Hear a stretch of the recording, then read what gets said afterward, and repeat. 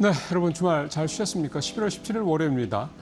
바람이 되게 많이 붑니다. 그래서 그냥 온도보다는 체감 온도가 훨씬 더 좀 떨어져 있는 상태입니다. 오늘 확실히 이번 주부터는 좀 춥다고 하니까 이제 건강 관리 좀 더 신경 쓰시는 한 주가 돼야 될 것 같습니다. 자, 이번 주 월요일자 이데일리 신문에서 시장과 관련된 주요 내용들 몇 가지 오늘 또 준비를 해봤습니다. 일단 월요일 첫 소식은 주간 증시전망부터 시작을 해봐야 되겠습니다. 지난주에 우리 시장이 금요일 날 상당히 좀 많이 하락을 했죠. 4,000선도 좀 내려왔고, 지수도 지수인데 아무래도 이제 그동안 시장을 끌고 왔던 대형주, 특히 SK하이닉스의 주가 하락 폭을 생각을 하면 갖고 계신 분들 상당히 좀 약간 등골에 땀이 살짝 흐를 정도의 그런 약간 좀 걱정스러움을 많이 느끼셨던 금요일이 아니었을까 싶습니다.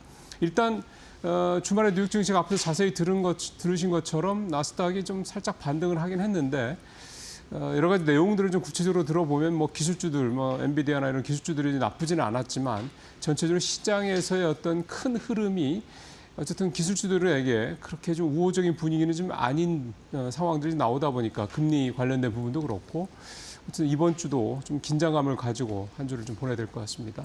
자, 표부터 좀 보시죠. 우리 쪽보다는 이번 주에는 역시 이제 미국 쪽의 큰 일정들 앞서도 자세히 설명을 해주셨겠습니다만 역시 20일 날이 이제 아주 관건이죠.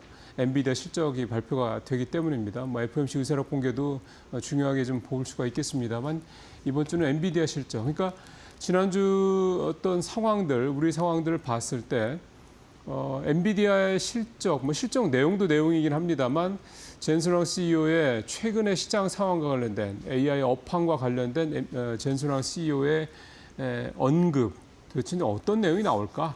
물론 이제 AI 거품론이라는 고점론 등등에 대해서 이제 긍정적인 얘기를 하긴 할 텐데 요즘 최근 시장에서 AI 관련주들에 대한 이런 어떤 좀 우려 사항들이 상당히 좀 또 뭔가 무게가 좀 실려 있는 상황이기 때문에 이런 걸 좀 뒤집을 만한 그런 내용들이 나올 것이냐라는 부분이 중요하겠고 역시 또 전분기 대비 이 어떤 상승률, 성장률 이게 추이가 어떨 것이냐 이 부분도 좀 의미 있게 봐야 될 것 같고요. 주말에 나왔던 AMD가 향후 5년간 매년 한 45% 50% 이렇게 좀 아주 대규모 성장을 할 것이다라는 그런 리사수 회장의 발표가 있었기 때문에 그거를 생각한다 그러면 여전히 분위기가 나쁘지는 않은데 결국 이제 시장의 심리죠. 시장의 심리가 이제 어떻게 받아들일 것이냐 이런 부분들을 좀 그래서 이번 주가 AI 관주들의 이 거품론, 고점론 이게 더 가느냐.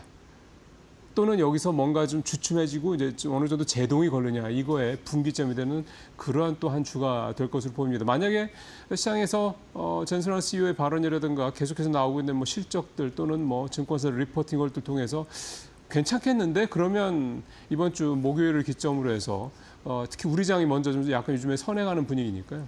우리 장이 먼저 좀 다시 AI 관련주들 중심으로 반도체를 중심으로 다시 반등하는 그런 모습을 보일 수도 있겠는데 그렇지 않다고 그러면 지난주에 어떤 조정은 좀 더 기간 조정의 이제 시작이다 이렇게 좀 볼 수도 있을 것 같습니다. 자, 두 번째로 볼 거는 사실은 이게 굉장히 좀 중요한 내용이 될 수 있습니다. 우리 시장한테는 결국은 이제 지금 이렇게 AI 쪽에 그러니까 그동안 시장을 좀 끌고 올라왔던 가장 큰 두 축 하나는 AI 반도체죠. 또 두 번째는 결국 정부의 정책 수혜감 이건데, 그러니까 이재명 정부가 주식시장을 이렇게 끌어올리기 위해서 여러 가지 애를 쓴다라는 이런 부분들이었는데 앞에 AI 쪽, 그러니까 반도체 쪽이 조금 이제 주춤하고 부진한 상황이다 그랬을 때 정부의 어떤 스탠스가 어떠냐 그거를 좀 보여주는 내용이 어제 사실은 이재명 대통령과 4대 그룹 총수 간의 주말 회동이 아니었나 생각이 듭니다. 주말 회동.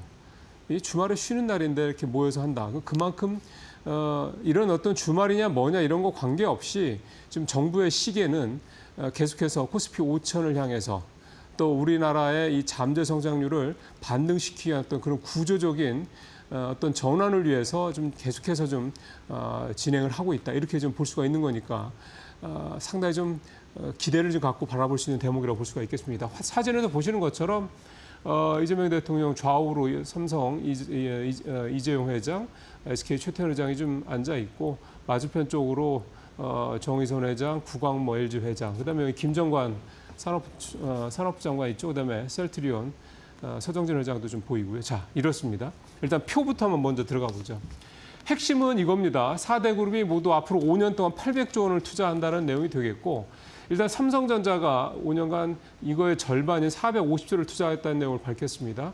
가장 눈에 띄는 거는 이 반도체 쪽에 이 평택에 있는 P5죠, 5공장 여기에 공사에 들어간다라는 거죠. 그래서 28년에 가동을 한다는 건데, 이거는 뭐 이제 오늘 아마 장중 내내 다양한 프로그램에서 얘기들이 되겠습니다만, 결국 삼성의 이 신규 공장 건설 또는 증설 이런 부분들이 실제 이제 확실해졌기 때문에 이거에 따른 수혜를 과연 누가 볼 것이냐, 소부장 쪽에서 뭐 이런 부분들은 얘기가 오늘 많이 될 수밖에 없을 것 같고요.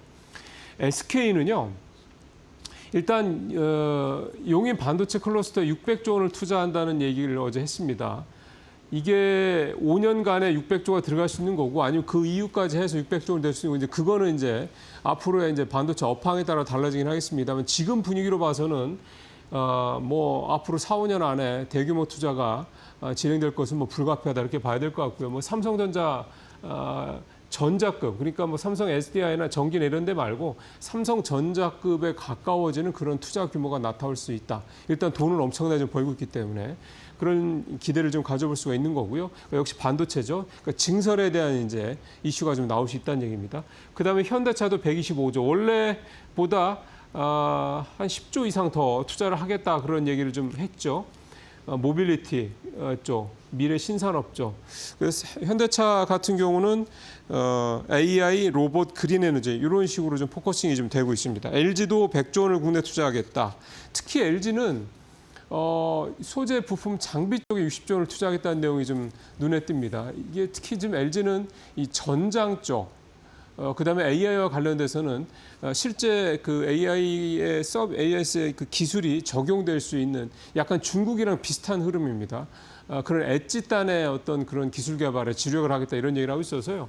LG전자는 뭔가 이런 변화의 모습들을 계속해서 좀 보이고 있다. 이번에 그 벤츠 CEO 왔을 때도 만났던 그 CEO들 보면 다 자동차 전장 쪽이라든가 그다음에 반도체라든가 배터리죠. 이쪽으로 이렇게 다 막 나오고 있거든요. 그러니까 LG전자, LG 그룹의 향후의 이 방향성에 대한 부분들을 조금씩 좀 볼 수 있는 그런 내용이 되겠고, 한화도 11조 원을 투자하겠다. 역시 뭐 조방이죠. 조선방산이고, HD 현대도 참석을 했는데 15조 원을 투자하겠다. 이렇게 내용들이 있습니다. 근데 뭐 한화하고 HD 현대 같은 경우는 뭐 조선 방산 쪽으로는 뭐 확실한 정부의 뭐 파트너가 될 수밖에 없는 그런 상황에서 이런 그룹들의 이런 대규모 투자, 중요한 거는요.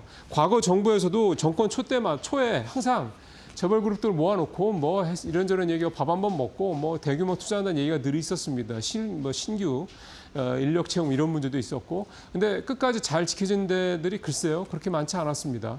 이렇게 막대한 규모의 투자, 정말 이번 정부에서는 이루어질 것이냐. AI 쪽이라든가 이쪽 분야만 놓고 본다면 저는 충분히 가능하지 않겠냐. 이번에는 좀 기대감을 가지고 볼 수 있지 않을까 싶습니다. 자, 세 번째는 섹터 얘기를 좀 해보겠습니다. 식품하고 화장품 쪽인데요. 최근에 이제 반도체가 주춤하니까 이 두 섹터, 소비재 쪽의 두 섹터가 좀 오르고 있습니다. K 푸드, 그다음에 K 뷰티 이렇게 두 개를 좀 대면해서 볼 수가 있겠고, 일단 수출이 좋습니다. 올해 이런 식으로 가면 올해도 100억 달러 수출을 다 넘을 수 있을 것으로 보여서 푸드 같은 경우는 120억 달러, 뷰티 같은 경우는 한 7억 달러 정도, 그러니까 두 섹터 모두 올해 120억 달러 정도의 수출을 올릴 것으로 예상이 돼서 역대 최고치를 기록할 것이다. 이런 전망이 좀 나오고 있고요. 이렇게 되면 아무래도 주가도 좀 그런 부분에 대한 기대감이 좀 실제로 좀 연결될 수 있을 기대감이 좀 있고요. 이 두 섹터의 장점은 뭐냐면 이 한류 열풍, 그러니까 캐대언이라든가 이런 어떤 한류 열풍과 같은 어떤 시너지 효과를 내고 있다라는 게 좀 중요합니다. 그래서 요는 뭐냐면 제가 드리고 싶은 말씀의 핵심은 뭐냐면 이쪽 분야는 새로운 나라의 새로운 지역에 가서 뚫기는 되게 어렵습니다. 이를테면 바로 입으로 들어가는, 먹는 거거나 피부에 바르는 이런 거기 때문에 민감하죠. 예민합니다. 근데 한번 뚫기만 하면 뚫기 어려웠던 만큼 지속성이 오래 간다는 겁니다. 이 먹는 거, 이게 사실 일종의 문화 같은 거기 때문에 입맛이 한번 들면 쉽게 바꾸기 어려운 거 여러분들 잘 아시죠? 그래서 이 푸드하고 뷰티 이쪽은 일단 어려운 고비를 넘었기 때문에 앞으로도 아주 폭발적인 성장, 이거는 장담할 수 없지만 꾸준히 이제 지속적으로 성장을 해서 이제는 내수주가 아니라 확실한 한국의 수출주의 한 축을 담당할 수 있다. 이렇게 좀 기대를 해볼 수가 있겠습니다. 자, 마지막으로 이제 펀드와치 월요일 날이니까 또 좀 보죠. 지난주 주간 ETF 상품 중에서 가장 좋은 수익률을 기록했던 거는 뭘까요?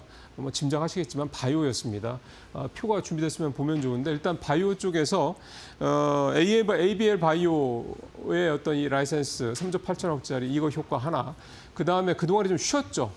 그러다 보니까 이제 그만큼 이제 가격이 오를 수 있는 어떤 좀 룸이 상방에 업사이드가 좀 많이 열려 있었다라는 이 두 가지 점이 작용을 하고 여기에 이제 반도체주가 이제 주춤하다 보니까 시장의 어떤 매기가 이 바이오 쪽으로 옮겨온 점 여러 가지 장점들이 한꺼번에 좀 몰려들면서 좋은 모습을 보였는데 지난주 1위 수익률은 삼성 액티브 자산운용의 코액트 바이오헬스케어 액티브인데 12.98%, 레버리지가 아닌데도 13% 가까운 수익률을 냈고요. 여기에는 뭐 ABL 바이오, 알테오젠 다 들어 있습니다.